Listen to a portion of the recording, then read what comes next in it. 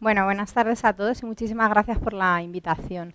A mí me toca hablar de la parte probablemente más ingrata, que es la nutrición en el paciente oncológico, porque es probablemente con los pacientes que menos resultados conseguimos, por mucho que nos preocupemos. Los oncólogos, hasta hace poco tiempo, probablemente lo único que hacíamos era poner quimioterapia y a lo mejor no nos preocupábamos de algunos aspectos del paciente, como el aspecto psicosocial, la calidad de vida, los tratamientos de soporte, sobre todo pues, la nutrición. Para el paciente es muy importante su aspecto físico porque él lo relaciona directamente con cómo está su enfermedad. Entonces, un paciente que está caquéxico, pues el impacto tan negativo que tiene en su imagen corporal también lo tiene a nivel psicológico porque lo asocia a que la enfermedad está peor. Entonces, la ausencia de problemas nutricionales lo asocian con salud y la presencia de los mismos con gravedad de la enfermedad. Entonces, la capacidad de mantener un estado nutricional adecuado es un problema habitual en la práctica oncológica, ya que la propia enfermedad y el tratamiento que administramos va a poder llegar a producir desnutrición. La malnutrición y el cáncer se asocian generalmente con mala calidad de vida y todo esto pues, debe hacernos reflexionar y pensar que debemos hacer una intervención precoz y darle apoyo nutricional al paciente como un arma terapéutica integrada en el tratamiento oncológico activo. La prevalencia de la desnutrición va a depender de muchas cosas. Hay tumores que no tienen tanta desnutrición, por ejemplo, los tumores urológicos, en los que únicamente en un 9% de pacientes se presenta desnutrición. Y, en cambio, en los tumores de páncreas podemos llegar a ver pacientes desnutridos hasta en un 86% de casos. El estadio de la enfermedad, obviamente, también influye, puesto que en estadios iniciales la desnutrición es menos frecuente y en los estadios avanzados sí que es más frecuente. El tipo de tratamiento que administramos, según el perfil de toxicidad, también va a influir y inclusive el método que podamos nosotros utilizar para diagnosticar la malnutrición también nos puede afectar. En los pacientes oncológicos vamos a encontrar anorexia hasta en un 50% de pacientes, saciedad precoz hasta en un 60%, pérdida de peso casi en 70% y el 45% de pacientes hospitalizados pueden llegar a presentar una pérdida de peso corporal superior al 10% y hasta un 25% pierden más del 20% de peso corporal. La localización del tumor es muy importante, puesto que vamos a poder predecir si va a tener más desnutrición o menos. Los tumores que más desnutrición presentan son por este orden: páncreas, estómago, esófago, otorrino y pulmón. Y en este estudio lo que vieron fue que un 80% de los tumores gastrointestinales superiores habían experimentado un cierto grado de desnutrición y el orden pues era ese. Las causas de la desnutrición en el cáncer son variadas. Se produce porque hay un aumento de las necesidades metabólicas, hay una insuficiente ingesta de nutrientes y también una pérdida de los mismos. Y aparte, bueno, pues la expresión máxima de la desnutrición en el paciente es la caquexia tumoral, que es el responsable de casi un tercio de pacientes con cáncer, de la muerte. Entonces, la caquexia significa mala condición, deriva del griego, y es un síndrome que se caracteriza por anorexia, pérdida involuntaria de peso corporal, disminución de masa muscular y de tejido adiposo, hiperglicemia y otra serie de alteraciones metabólicas que aparecen en pacientes con estadios avanzados de una enfermedad crónica. Además, esto va a aumentar la morbimortalidad de los pacientes. La caquexia se observa frecuentemente en pacientes con cáncer, se asocia muchísimo, es más prevalente inclusive que la disnea o el dolor en los pacientes paliativos terminales. Los pacientes desnutridos van a tener estancias hospitalarias más largas, lo cual va a generar mayor gasto, va a hacer que respondan peor al tratamiento y que tengan más complicaciones derivadas del tratamiento que le ponemos. Entonces, esos pacientes que perdían más del 10% de peso corporal lo podemos utilizar y está demostrado que es un factor de riesgo independiente para la supervivencia. Por eso la intervención nutricional precoz y adecuada es importante para que podamos minimizar los efectos adversos potenciales que se producen en la desnutrición.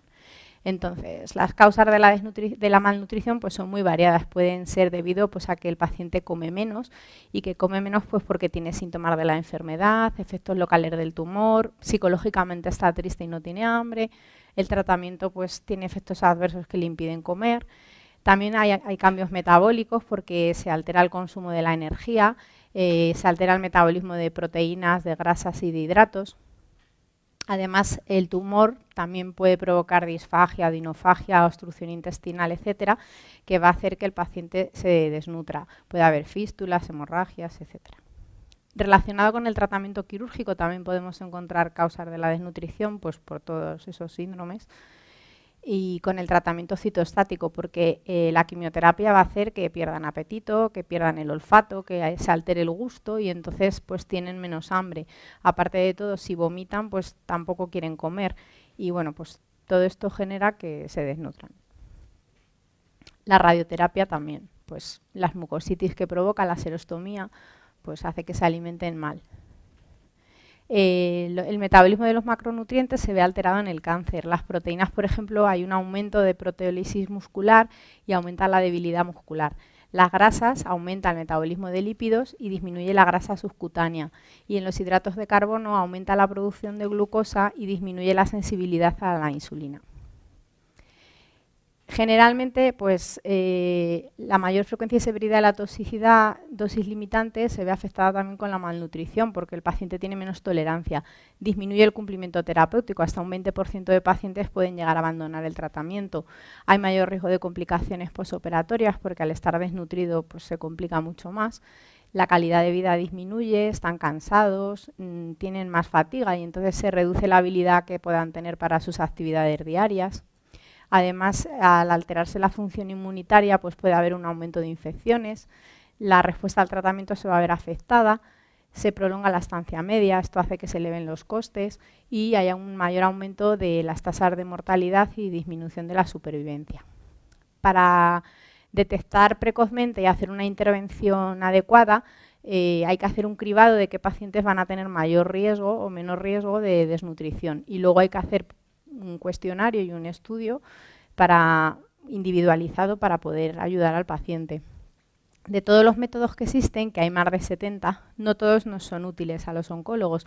Los más utilizados, que ahora os lo diré por el nombre, que esas son las siglas del inglés, este es el primero, Malnutrition Screening Tool, que no requiere hacer ningún cálculo, es muy fácil de llevar a cabo. Está validado tanto en pacientes hospitalizados como en pacientes en consulta y en pacientes que están haciendo quimiorradio. Tiene una sensibilidad de un 100% y una especificidad del 92%. Lo puede realizar cualquier persona, lo puede hacer la enfermera, no hace falta que lo haga el médico si no tenemos tanto tiempo. Se puede realizar el primer día de la consulta, el primer día del ingreso y lo que va a detectar es el riesgo de desnutrición y permite hacer una prevención. Entonces, cuando el resultado es negativo, que es inferior a 2, se repiten a las 2 semanas. Y si es positivo, hay que hacer una valoración nutricional más detallada.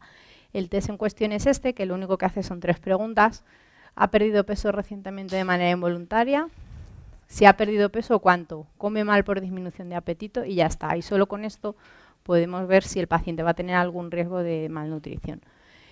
Luego está la valoración del estado nutricional que hagamos, pues el peso, el porcentaje de peso perdido, cuál es su peso habitual, las posibles causas que nos puedan explicar la desnutrición, una encuesta dietética viendo las preferencias del paciente, que esto es muy importante, y luego en la exploración física, el peso, la talla, el IMC, el pliegue tricipital y circunferencia muscular media del brazo, que esto se mide así, con esa pinza y con el metro. Y luego, este es otro de los test, que es la valoración global subjetiva, que debe ser realizada por personal sanitario especializado.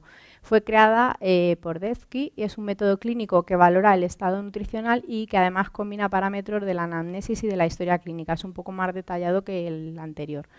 Divide en 3 grupos a los pacientes, que sería, a ver si... bien nutrido, desnutrición moderada y desnutrición severa, según toda esta serie de preguntas y también va por puntos. Y luego, la valoración global subjetiva generada por el paciente es una versión de la anterior, pero que la genera el paciente, es decir, el paciente participa de forma activa en el cuestionario. El médico rellena una parte y el paciente otra. Y esto sí que es muy útil en pacientes oncológicos. Y es este, igual, también va por puntos y esta parte la rellena el paciente y está el médico. Entonces, los criterios de intervención nutricionales, cuáles son los objetivos, indicaciones y las evidencias. Entonces, lo que pretendemos es evitar la muerte precoz por desnutrición, disminuir las complicaciones del tratamiento que le vamos a poner al paciente y mejorar su calidad de vida. Y sí que es importante que sea precoz y que forme parte del tratamiento global del paciente.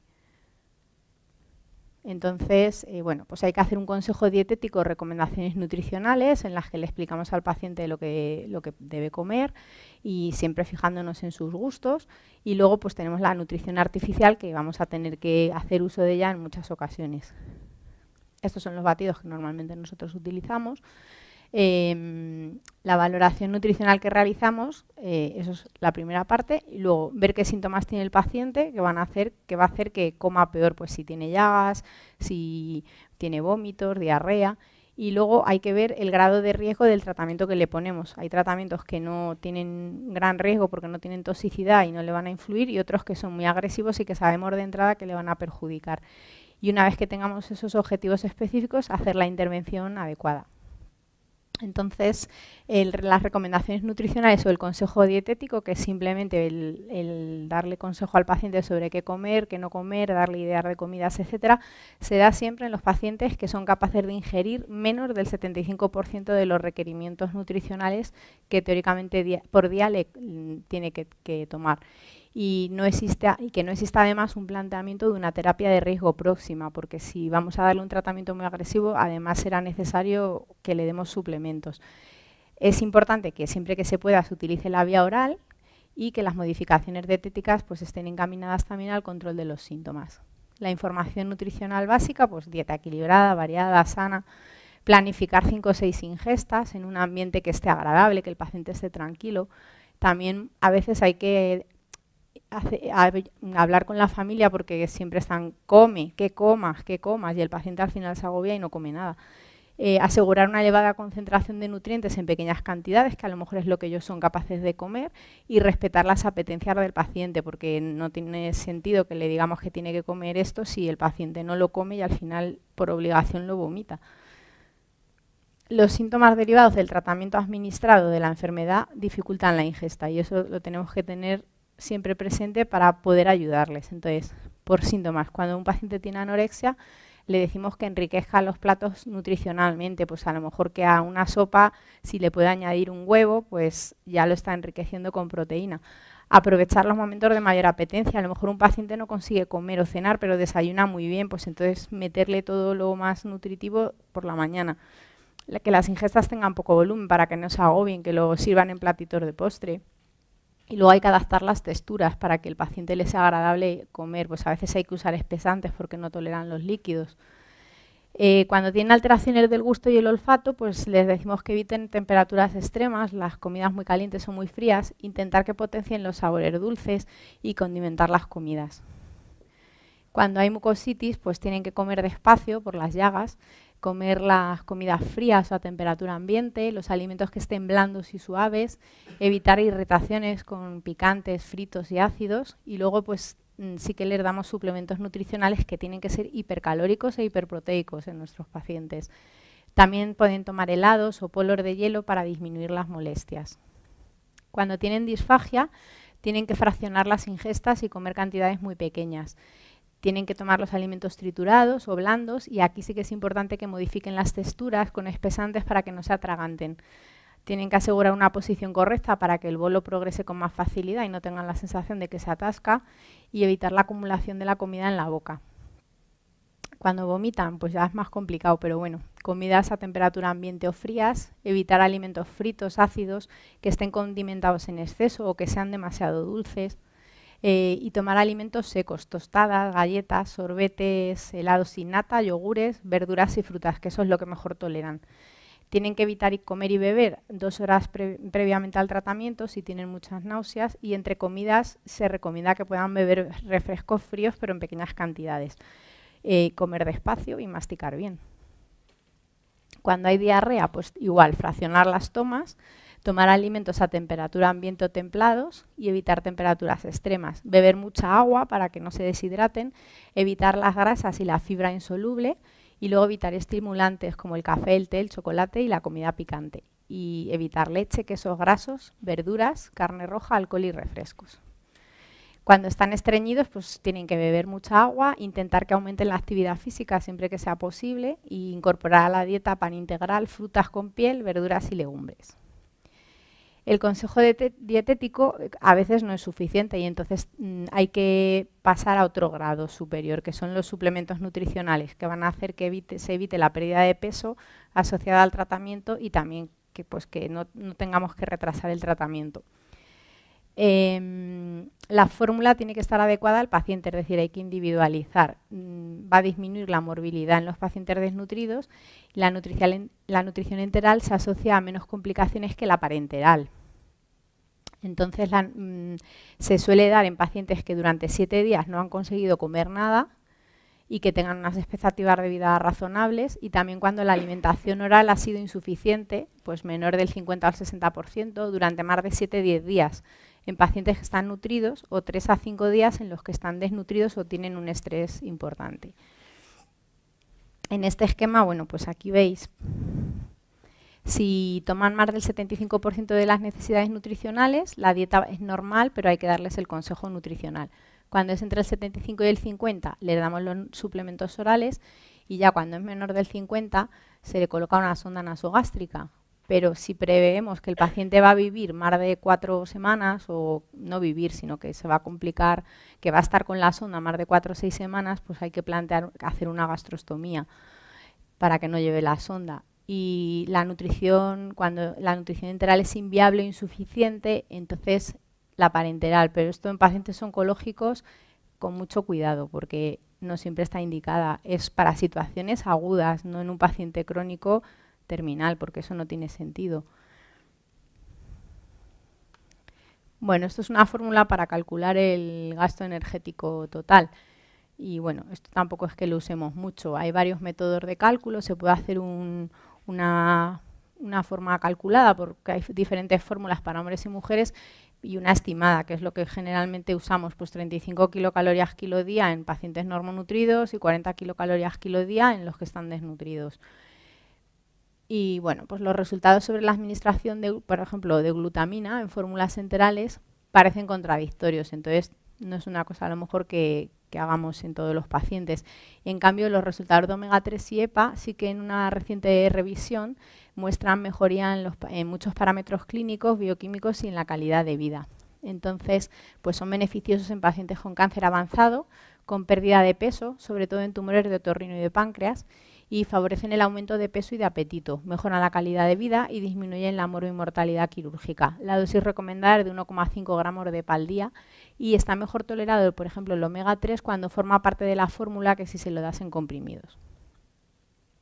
La administración de fórmulas con bajo aporte en grasas durante un periodo mínimo de 8 semanas permite obtener mejor tolerancia. Y luego suplementos, por ejemplo, con arginina, vitamina E, vitamina C, leucina, metionina, etcétera, todavía no tienen suficiente evidencia científica. Cuando he dicho antes, cuando se ingiere menor del 50% de los requerimientos nutricionales durante más de 5 días seguidos, o si la desnutrición es moderada grave, pues en este caso hay que poner una sonda nasogástrica. Aquí, por ejemplo, el sabor ya no es tan importante. Y, por ejemplo, en situaciones que interfieren con la deglución, como la quimio-radio concomitante, también se puede poner una sonda o realizar una gastrostomía, pues como os he dicho, si pensamos que el tiempo va a ser superior a 4 o 6 semanas. La administración de alimentos puede hacerse por bolos, se puede hacer por gravitación o mediante bombas de perfusión. Podemos comenzar con un volumen de 20 mililitros hora en las 8 primeras horas y lo iremos aumentando progresivamente hasta que se tome el 1500 cc en 24 horas. Luego hay varios tipos de dieta. La dieta polimérica, que es una dieta completa nutricionalmente en forma de macromoléculas, que es pobre en residuos y con una osmolaridad baja, de la que existen variantes normoproteicas e hiperproteicas. Y la dieta monomérica, que son aquellas en las que los hidratos han sido hidrolizados a sacarosa y glucosa, las proteínas en oligopéptidos y las grasas son fundamentalmente triglicéridos de cadena media. Entonces también hay fórmulas especiales dependiendo de la patología, o sea, porque aparte de ser un paciente oncológico, pues puede tener insuficiencia renal, hepática, una enfermedad pulmonar, etc.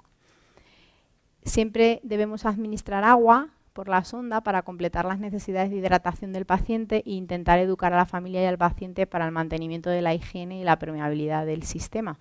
y cuando el paciente lo tolere, pues es conveniente el aporte de fibra que va a favorecer el adecuado funcionamiento intestinal.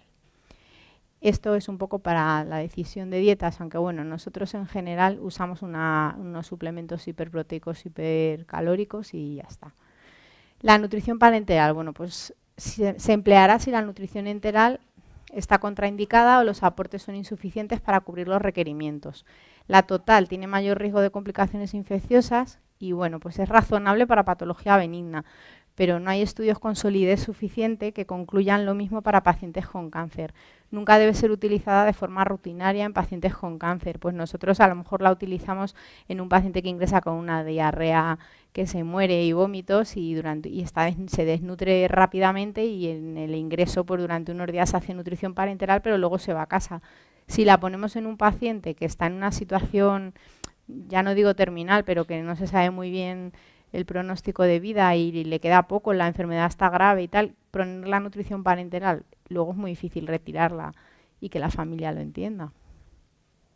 Y bueno, conclusiones, aparte de que bueno, lo importante que es el consejo nutricional, la valoración del paciente, preocuparnos por la nutrición, creo que es verdad que últimamente en los medios aparecen noticias que son como mitos de la alimentación y el cáncer. Por ejemplo, esto es un pantallazo de la página web de la Universidad de Córdoba, donde publican los resultados de un estudio con la Coca-Cola, donde por lo visto demuestran que la Coca-Cola es anticáncer. Y le dan bombo y platillo en los medios. Y está en la página web.